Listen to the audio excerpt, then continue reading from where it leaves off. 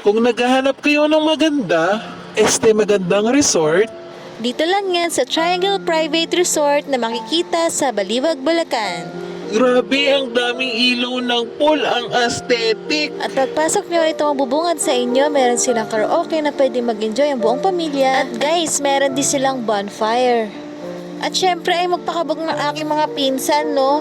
Nag-bonfire ba naman kahit napakainit? Dahil gusto namin maging barbecue, nag-ihaw kami ng marshmallow at nagkwentuhan sa madilim na labas. Samahan niyo ako libutin ang kanilang unang kwarto. Ayan, ni-room tour tayo ni Madam Joyce. Air condition na rin ang room kaya for sure hindi kayo maiinitan. Meron din silang Netflix at free wifi na rin dito, So, guys. Ito naman yung pangalawang room. Meron pa kortina, maraming kama. At guys, hindi kayo magsisiksikan dahil napakarami talaga nilang kama.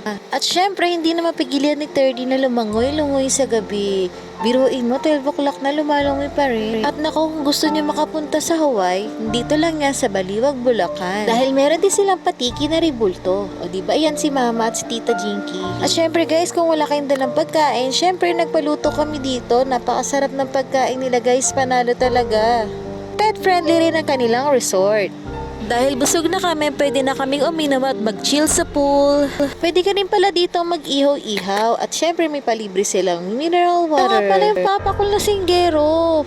At syempre may kasama rin kami artista. Dahil gabi na kami nakapunta, ito pala yung view nila sa gabi. Meron pa silang paswing na upuan. O diba, pwede ka dyan matulog kung lasing ka na. At guys, meron pa silang magandang sirena. At umulit pa ng TikTok ang aming sirena.